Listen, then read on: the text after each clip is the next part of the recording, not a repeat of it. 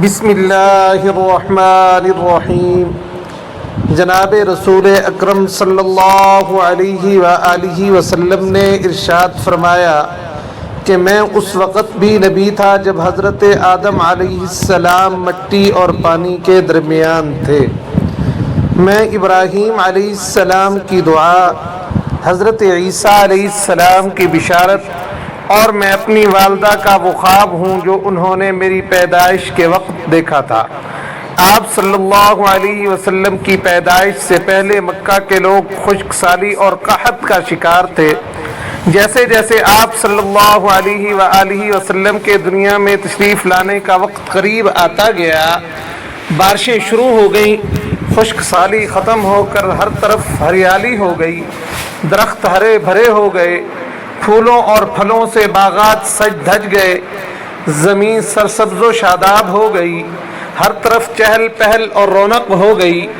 حضرت ابن عباس رضی اللہ تعالی عنہ کا فرمان ہے کہ جب اشرف انبیاء احمد مجتبی حضور کریم صلی اللہ علیہ وآلہ وسلم دنیا میں تشریف لائے تو آپ کی آمل نال کٹی ہوئی تھی۔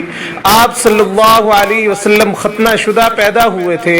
آپ صلی اللہ علیہ وآلہ وسلم خوشبو کے ساتھ دنیا میں جلوہ افروز ہوئے۔ آپ صلی اللہ علیہ وآلہ وسلم کے دادا جناب عبد المطلب آپ صلی اللہ علیہ وسلم کی پیدائش کے وقت کعبہ میں طواف کر رہے تھے۔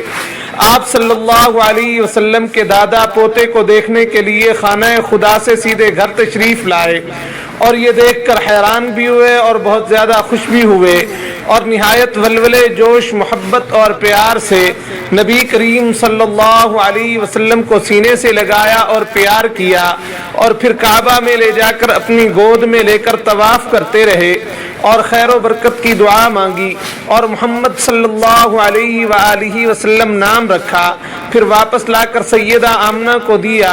آپ اکثر کہا کرتے تھے کہ میرا یہ بیٹا بڑی شان والا ہوگا۔ پیدائش کے وقت آپ صلی اللہ علیہ وسلم اپنے ہاتھوں پر جھکے ہوئے تھے اور سر آسمان کی طرف تھا۔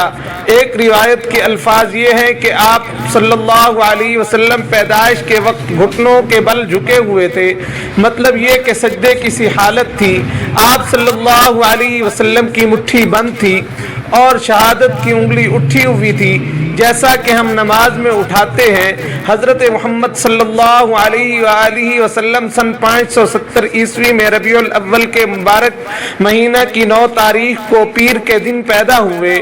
آپ صلی اللہ علیہ وسلم کی پیدائش پر بہت سارے معجزات نمودار ہوئے اور ان معجزات کا ذکر قدیم کتب میں موجود تھا، جیسا کہ آتش کدہ فارس جو 1000 سال سے زیادہ عرصے سے روشن تھا بجھ گیا، یعنی 1000 سال سے آگ کی پوجا کرنے والوں نے ایک آتش کدہ فارس ہزاروں سال سے آگ کی پرستش کے لیے دن رات آگ بڑھاتے رہے۔ آتش کو پوجنے والے کسی لمحہ بھی آگ کو بجھنے نہیں دیتے تھے، کیونکہ ان کے عقیدہ کے مطابق دن رات آگ جلا کر پوجا کرنا ہوتی تھی۔ مگر جب اس فانی دنیا میں اللہ جل جلالہ نے اپنے پیارے نبی آخر الزمان جناب محمد صلی اللہ علیہ وسلم کو بھیجا تو یکدم آتش کدہ فارس بجھ کر ٹھنڈا ہو گیا اور اس وقت پوجا کرنے والوں کے ہوش و حواس ہی ساتھ چھوڑ گئے تھے، کیونکہ آگ کی پرستش صدیوں سے جاری تھی۔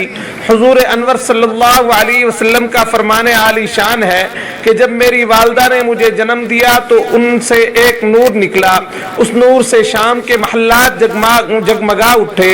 آپ صلی اللہ علیہ وسلم کی والدہ حضرت سیدہ آمنہ فرماتی ہیں کہ محمد صلی اللہ علیہ وسلم کے پیدائش کے وقت ظاہر ہونے والے نور کی روشنی میں مجھے بصرہ میں چلنے والے اونٹوں کی گردنیں تک نظر آئیں۔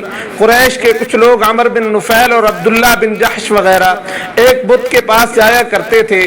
یہ اس رات بھی اس بت کے پاس تھے جب سہانی رات حضور صلی اللہ علیہ وسلم کی پیدائش ہوئی۔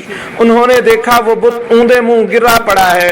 ان لوگوں کو یہ بات ناگوار گزری، انہوں نے بت کو سیدھا کر دیا اور بت پھر گر پڑا، انہوں نے پھر بت کو سیدھا کیا اور پھر وہ گر پڑا۔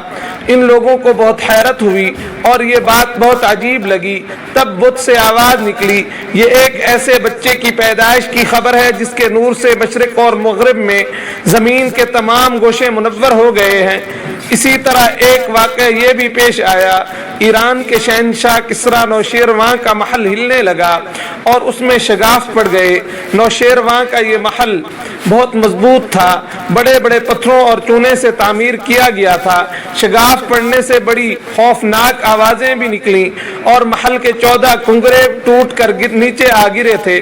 اس واقعہ سے پوری سلطنت میں دہشت پھیل گئی تھی۔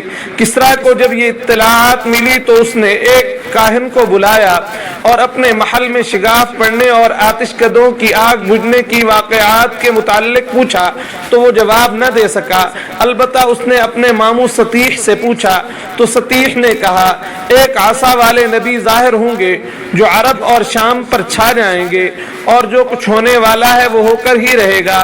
ایک روایت یہ بھی ہے کہ جس رات تاجدار رسالت جناب محمد مصطفیٰ صلی اللہ علیہ وسلم کا ظہور ہونا تھا، اس رات کسی کے گھر لڑکی پیدا نہیں ہوئی تھی۔ اللہ پاک نے اپنے محبوب کی دنیا میں آمد کی خوشی میں سب گھروں میں بیٹے دیے۔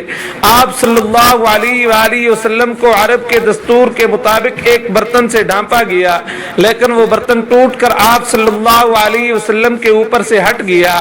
اس وقت آپ صلی اللہ علیہ وسلم اپنا انگوٹھا چوستے نظر آئے۔ آپ صلی اللہ علیہ وسلم کی پیدائش کے موقع پر شیطان بری طرح چیخا۔ ایک تفسیر میں ہے کہ شیطان صرف 4 مرتبہ چیخا۔ پہلی بار اس وقت جب اللہ تعالی جل جلالہ نے اسے ملعون ٹھہرایا، دوسری بار اس وقت جب اسے زمین پر اتار دیا گیا، تیسری بار شیطان اس وقت چیخا جب محبوب خدا نبی پاک صلی اللہ علیہ وسلم کی پیدائش ہوئی، اور چوتھی بار شیطان اس وقت چیخا جب حضرت محمد صلی اللہ علیہ وسلم پر فاتحہ شریف نازل ہوئی۔ سیرت النبی صلی اللہ علیہ وسلم کی کتب میں یہ بات بھی ملتی ہے کہ جب اماں دائی حلیمہ سعدیہ سے پہلے جس دائی نے بھی حضور اقدس صلی اللہ علیہ وسلم کو دیکھا، آپ صلی اللہ علیہ وسلم نے اس سے منہ دوسری طرف کر لیا۔ سبحان اللہ۔ جب اماں حلیمہ سعدیہ نے آپ صلی اللہ علیہ وسلم کی طرف دیکھا تو آپ صلی اللہ علیہ وآلہ وسلم نے مسکرا کر استقبال کیا۔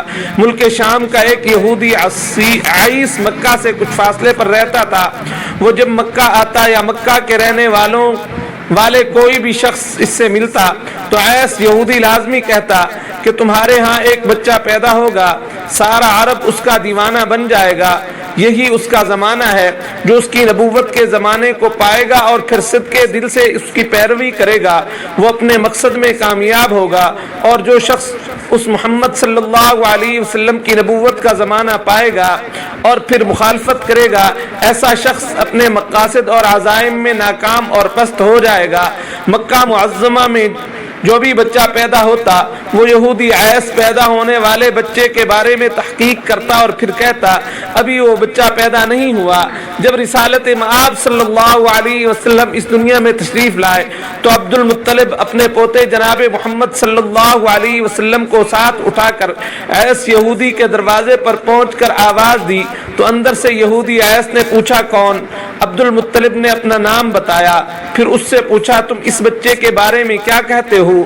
اس نے انہیں دیکھا پھر بولا ہاں آپ ہی اس بچے کے باپ ہو سکتے ہو، بے شک وہ بچہ پیدا ہو گیا ہے جس کے بارے میں تم لوگوں کو میں بتایا کرتا تھا، وہ ستارہ آج رات طلوع ہو گیا ہے جو اس بچے کی پیدائش کی علامت ہے، اور اس کی علامت یہ ہے کہ اس وقت اس بچے کو درد ہو رہا ہے اور یہ تکلیف اسے 3 دن تک رہے گی اور اس کے بعد یہ ٹھیک ہو جائے گا۔ راہب نے جو یہ کہا تھا کہ بچہ 3 دن تک تکلیف میں رہے گا، اس کی تفصیل یہ ہے کہ آپ صلی اللہ علیہ وآلہ وسلم نے 3 دن تک دودھ نہیں پیا تھا، اور یہودی نے جو یہ کہا تھا کہ ہاں آپ ہی اس کے باپ ہو سکتے ہیں، اس سے مراد یہ ہے کہ عربوں میں دادا کو بھی باپ کہہ دیا جاتا ہے۔ میرے اور آپ کے پیارے آقا تاجدار مدینہ نبی احمد مجتبی صلی اللہ علیہ وسلم نے ایک بار خود فرمایا تھا کہ میں عبد المطلب کا بیٹا ہوں۔ یہودی نے جناب عبد المطلب سے یہ بھی کہا تھا اس بچے کے بارے میں کسی کو کچھ نہ بتائیں ورنہ لوگ اس بچے سے زبردست حسد کریں گے، اتنا حسد کریں گے کہ آج تک کسی نے نہیں کیا، اور اس قدر سخت مخالفت ہوگی کہ دنیا میں کسی اور کی اتنی مخالفت نہیں ہوئی۔ جناب عبد المطلب نے پوتے کے متعلق یہ باتیں جاننے کے بعد ایس سے پوچھا اس بچے کی عمر کتنی ہوگی؟ اگر اس بچے کی طبیعی عمر ہوئی بھی تو 70 سال سے زیادہ نہیں ہوگی، بلکہ اس سے پہلے ہی 61 یا 57 یا 63 سال کی عمر میں دنیا فانی سے پردہ کر جائیں گے، اور ان کی امت کی اوسط عمر بھی اتنی ہی ہوگی۔ یہ ساری پیشین گوئیاں ایس یہودی نے گزشتہ انبیاء اکرام علیہم السلام کی پیشین گوئیوں اور الہامی کتب سے معلوم کی تھیں۔ آپ صلی اللہ علیہ وآلہ وسلم کی پیدائش اور پیدائش سے پہلے اور بعد اسلامی تاریخ میں ایک کثیر تعداد میں یہ معجزات محفوظ ہیں، جن میں سے چند ایک تحریر کر سکا۔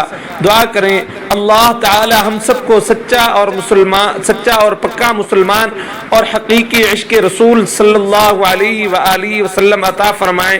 آمین ثم آمین یا رب العالمین۔